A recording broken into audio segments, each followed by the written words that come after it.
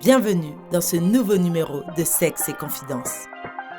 Aujourd'hui, on vous emmène en Martinique, l'île aux fleurs qui se situe au cœur de la mer des Caraïbes. Une île riche en culture et tradition qui nous offre de merveilleuses plages et des paysages naturels et exceptionnels. Dans ce numéro, nous sommes partis à la rencontre d'Emeric, Alison, Angélique et Kéran, des adolescents qui nous parlent de la sexualité. Prévention, contraception, amour, ils nous disent tout. Bienvenue dans Sexe et Confidences.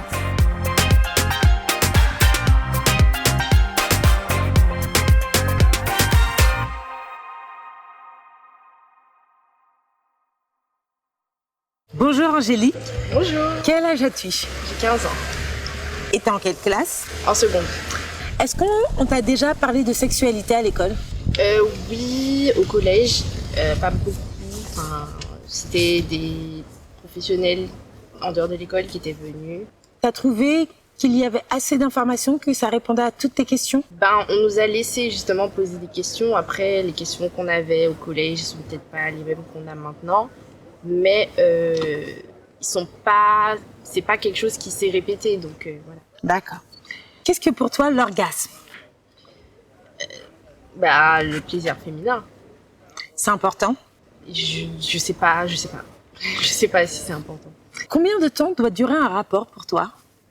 Y a pas, je pense pas qu'il y ait de temps, ça dépend des deux personnes en fait. Et comment ça se termine un rapport? Je sais pas. Ça peut se terminer parce que l'un des deux ou les deux ont envie que ça se termine. Ça peut se terminer parce que du coup il y a eu l'éjaculation côté de l'homme. Voilà. Est-ce que tu sais comment garder la flamme dans un couple? Je pense qu'il faut faire des nouvelles choses, des nouvelles activités ou bien faire des surprises, des trucs inattendus, enfin sortir de la routine en fait. Est-ce que pour toi les hommes et les femmes ont le même désir et le même plaisir? Je sais pas. Je sais pas parce que je suis pas un homme donc. De ceux que tu entends avec tes copains, vous en parlez d'ailleurs? Ça arrive, mais en général c'est surtout dans des délires, c'est jamais quelque chose de sérieux, donc je sais pas. Tu sais vers qui te tourner si tu veux parler sérieusement? Non. Est-ce que tu arriverais à parler de sexualité avec tes parents? De moi-même, non. S'ils m'en parlent, s'ils me poussent, peut-être, mais de moi-même, non. Pourquoi? Je pense que ça m'aurait gênée, je serais pas à l'aise. Tu serais gênée de parler de sexualité, toi, avec tes enfants? Mes enfants? Non. Alors, qu'est-ce qui serait différent? Je sais pas, Est-ce qu'il y a un âge pour toi, Angélique, pour avoir son premier rapport? Je pense que faut pas non plus, il y a un âge parce que deux personnes de 9 ans vont pas non plus, mais en même temps il n'y a pas d'âge non plus dans le sens où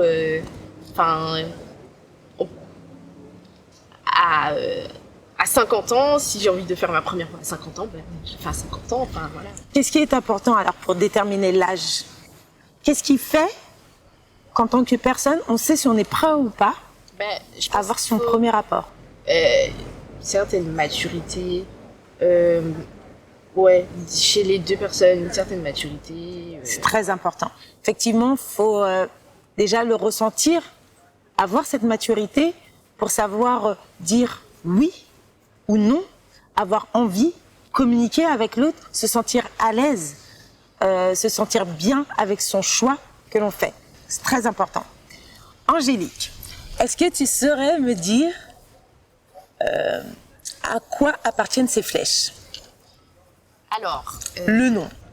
Ça c'est l'anus, ça c'est les grandes lèvres, ce sont des poils pubiens. Oui, c'est ça. Ça c'est le clitoris, ça c'est d'autres lèvres, et ça c'est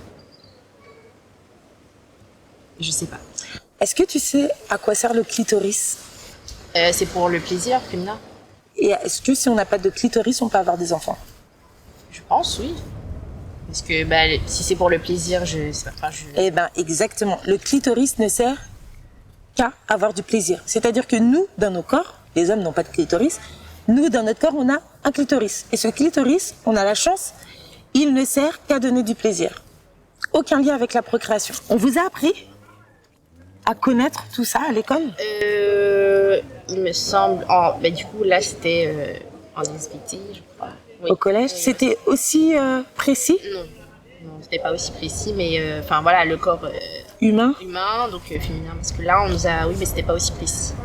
Et on a fait l'anatomie de l'homme aussi? Oui. Enfin, pas dans les détails, hein, mais oui.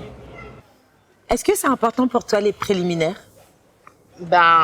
Je pense que ça dépend de chaque personne aussi, mais oui, ça peut être important parce que c'est ça qui donne un peu...